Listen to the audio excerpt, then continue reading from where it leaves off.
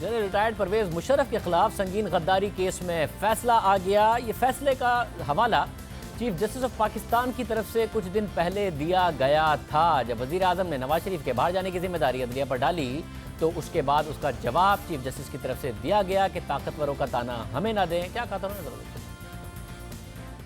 ہم بدل رہے ہیں، ہمیں مثالیں دی جاتی ہیں پہلے کی، 2009 سے پہلے کی عدلیہ سے ہمارا کمپیریزن نہ کریں۔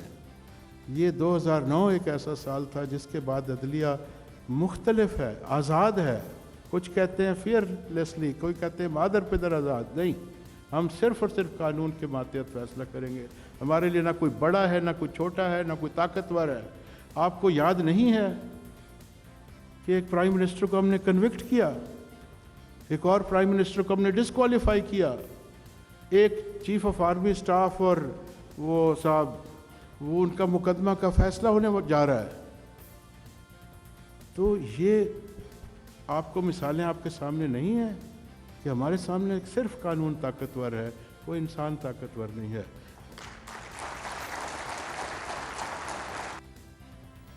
فیصلہ آیا ہے، حکومت فیصلے کے خلاف بات کر رہی ہے۔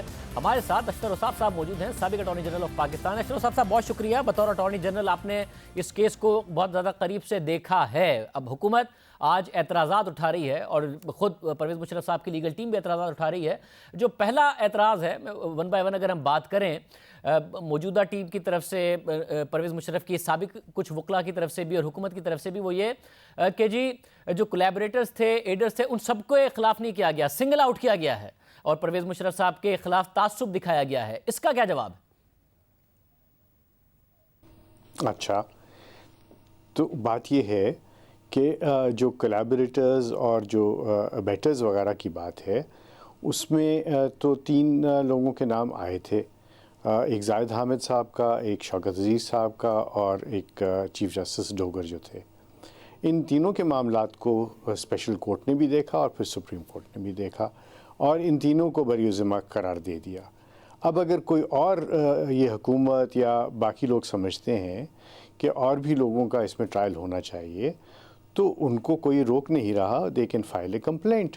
اس میں تو کرمنل لاء میں کوئی لمیٹیشن کا پیریڈ تو ہوتا نہیں ہے، تو they should go ahead and do that.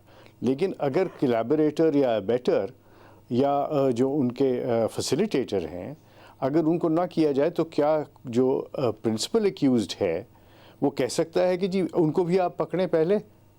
ایسا تو نہیں ہو سکتا نا جی۔ جو پرنسپل ایکیوزڈ ہے اس کا ٹرائل تو ویشیٹ نہیں ہوتا اس بات سے۔ یہ نہیں آپ کہہ سکتے کہ جناب جس نے مجھے فیسیلیٹیٹ کیا، جس نے مجھے ساری چیزیں مہیا کیں، اس کو بھی آپ پکڑ کے سزا دیں۔ یہ اس کا حق نہیں ہے، وہ اسٹیٹ کا حق ہے، اور اسٹیٹ ابھی موجود ہے، اسٹیٹ کرے، کیونکہ اگر سرکاری وکلا یہ بات کر رہے ہیں، nobody is stopping them. Go ahead and file a complaint. That's the way forward. مگر ایکس پارٹی فیصلہ کرنے پر بھی بہت زیادہ اعتراض ہو رہا ہے، اور یہ کہ بہت تیزی سے ٹرائل کیا گیا، انہیں موقع نہیں دیا گیا، ان کا موقف سنا جاتا۔ آپ سمجھتے ہیں کہ روایت سے ہٹ کر تیزی سے ٹرائل ہوا اور انہیں موقع بھی نہیں دیا گیا؟ اگر کوئی یہ کہے کہ 6 برس میں ایک ہی کیس جو ہے وہ 125 دفعہ سنا جائے، 6 دفعہ اپورچونٹیز دی جائیں اپنا بیان ریکارڈ کرانے کے لیے، جہاں پہ ورڈکٹ جو ہے وہ تقریباً 6 سال پہلے جو یہ ان کو کر دیا گیا تھا، مفرور ڈکلیئر کر دیا گیا تھا، اس کے باوجود ان کو یہ حق دیا گیا، تو اس سے زیادہ فیئر اپورچونٹی کیا ہو سکتی ہے؟ آپ یاد کیجئے کہ میاں نواز شریف کو بھی ان کی غیر حاضری میں سزا سنائی گئی تھی اور وہ واپس آئے اور انہوں نے سرنڈر کیا۔ کیا پرویز مشرف صاحب واپس آئیں گے اور سرنڈر کریں گے اور اپیل فائل کریں گے؟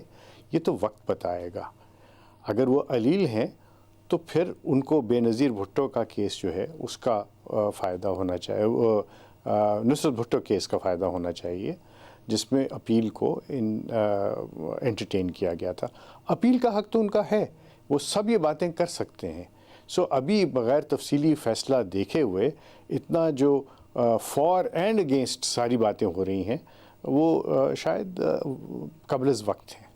मतलब एक और एतराज़ ये है कि 2010 में ये कानून बना कि आइन की सस्पेंशन भी असल में गद्दारी है। 2007 में जब ये काम हुआ तो उस वक्त ये कानून नहीं था, तो ये पीछे से कैसे अप्लाई कर रहे हैं 2007 के इकदामात पर?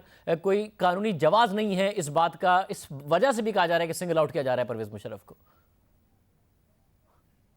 देखिए, पहली बात तो ये कि अगर ये कोई कहता है कि आइन की सस्पेंशन या आइन की जो बेंच पे रखना जो है उसकी सज़ा नहीं है, तो वो शायद इस बात को इसकी फिटिश बना रहे हैं, उसको कोई ज़्यादा टेक्निकलिटीज़ में लेके जा रहे हैं। ऐसा है नहीं। जब आइन का जो आर्टिकल 6 जो ओरिजिनल है उसमें भी ये है। और देखिए, आइन के अंदर जो ओथ है वो तो बदला नहीं था। आइन के अंदर जो बातें लिखी हुई हैं वो तो नहीं बदली गई थी। ये पहली दफ़ा हुआ कि पार्लियामेंट ने तौसीक नहीं की ऐसी बातों की, और चूँकि पार्लियामेंट ने तौसीक नहीं की थी तो ये सारा सिलसिला हमने जो 2007 में देखा। फिर वर्डिक्ट आता है सुप्रीम कोर्ट का, जिसके अंदर क्लियरली ये लिखा गया कि he is guilty of subversion of the constitution. उसके ख़िलाफ़ परवेज़ मुशर्रफ साहब के पास हक था, उसको इस्तेमाल किया, उन्होंने रिव्यू दायर किया। उस रिव्यू में भी उस जजमेंट को अपहोल्ड किया गया। तो ये बात तो तय हो गई, डिक्लेरेशन आ गया। असल बात तो डिक्लेरेशन की है। क्या आज कोई ये कह रहा है कि वो डिक्लेरेशन गलत था? क्या कोई उनको डिफेंड कर रहा है कि उनके जो इक़दामात थे वो दुरुस्त थे? तो लग ये रहा है कि सब बात उनकी सज़ा की कर रहे हैं। कोई तौसीक नहीं कर रहा, कोई उनको डिफेंड नहीं कर रहा कि उनके जो इक़दामात थे वो दुरुस्त थे या आइनी थे। अगर वो दुरुस्त नहीं थे, गैर आइनी थे, तो फिर सवाल तो सिर्फ इतना ही आएगा ना कि सेंटेंस कितना होना चाहिए। तो इसके ऊपर तो अपील होगी, और अपील तक हमें इंतज़ार करना चाहिए, और उससे पहले हमें शायद तफसीली फ़ैसले का भी इंतज़ार कर लेना चाहिए। बहुत शुक्रिया। अशरफ उसाफ साहब हमारे साथ मौजूद थे, साबिक़ अटॉर्नी जनरल ऑफ पाकिस्तान, कानूनी तौर पर अपना मौक़िफ़ दे रहे थे। आज जब फैसला आया, पीपल्स पार्टी और नून लीग ने उसको वेलकम किया। अब जबकि पाक फ़ौज की तरफ से शदीद रद्द-ए-अमल आया है कि नून लीग और पीपल्स पार्टी ने अपने वेलकम करने के फैसले पर नज़रसानी की, और वो इस सूरत हाल को कैसे देख रही है।